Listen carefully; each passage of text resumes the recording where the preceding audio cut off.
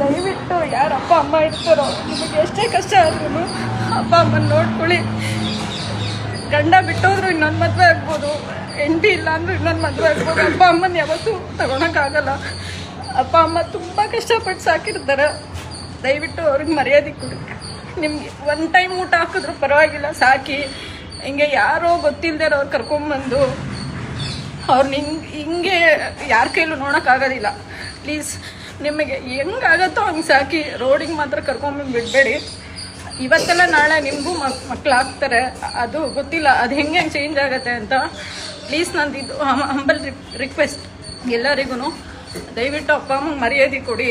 ಮದುವೆ ಆದಮೇಲೂ ಅಷ್ಟೇ ಹೆಂಡ್ತಿನೂ ಬಿಡ್ದಂಗೆ ಅಮ್ಮನೂ ಬಿಡ್ದಂಗೆ ನೋಡಿಕೊಂಡು ಯಾರು ರೋಡ್ಗಂತೂ ಬಿಡಬೇಡಿ. ಅಟ್ಲೀಸ್ಟ್ ಒಂದು ಮೂಲೆಲ್ಲ ಕೂರಿಸ್ಬಿಟ್ಟಾದರೂ ಒನ್ ಟೈಮ್ ಊಟ ಹಾಕಿ. ಬೀದಿಗೆ ಮಾತ್ರ ಬಿಡಬೇಡಿ. ಯಾಕಂದರೆ ಅವ್ರು ಕಾಯ್ತಾ ಇರ್ತಾರೆ ಇವತ್ತೆಲ್ಲ ನಾಳೆ ಬರ್ತಾರೆ.